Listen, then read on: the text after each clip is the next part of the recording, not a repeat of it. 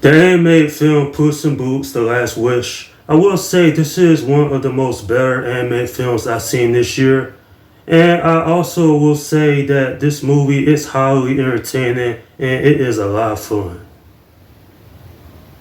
Taking place after the events of Shrek Forever After, Puss in Boots must journey to find the mystical last wish in order to restore 8 of his 9 lives, as well as escape new enemies and get help from his friends.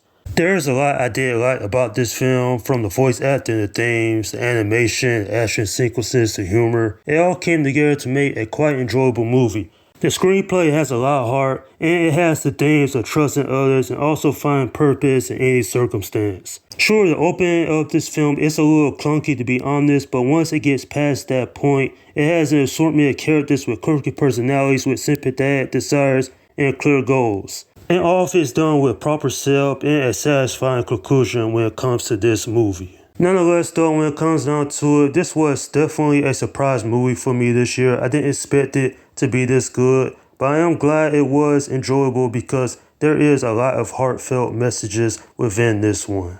Now, the characterization in this film is done really well. The complex relationship between Puss in Boots and Kitty Southpaws is expanded upon a little bit further in this film. In fact, this movie is so impressive that it was able to juggle all these arts. We have Goldilocks and the Three Bears. There is Porrito, who is an interesting character in his own right. And then there's Big Jack Horner. All these arts come together to make a film that's not only coherent, but it makes a lot of sense. And the audience can relate to all these characters because they are so intriguing. Now, quite frankly, is this film better than the first one? Of course it is. There is a lot that I had enjoyed about this movie. How the animation looks just crisp. And while it's not, the animation that we saw in the Shrek movies, it still looks impressive. And I'm also wondering if there's going to be a Shrek 5 because there is potential to tell more stories with these characters.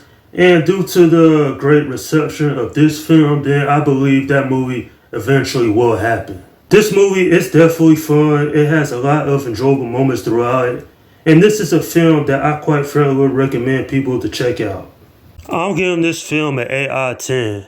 Certainly one of the most better films in the Shrek franchise, and that's saying something because as much as I had liked the last Puss in Boots movie, it wasn't as engrossing as this one was, with the things presented in this, how great the story was, and how much I had a fun time looking at this film. In this movie, for a long time, I thought it was going to be alright, but it turned into one of the most entertaining movies of the year. In the messages of selflessness and teamwork, it doesn't feel heavy-handed, it's not forced in. Not only is the pacing real good because it went at a nice flow, it wasn't rushed, but the character development was done nicely as well. And if I had to say one negative thing about this film, it is a little bit darker than the previous movies, so it's probably not suitable for younger children. But overall, this is a movie worth looking at, especially if you love the Shrek franchise. And that is my review of Puss in Boots: The Last Wish. Alright, leave your comments down below in the section and let me know what you think about this movie if you have seen it.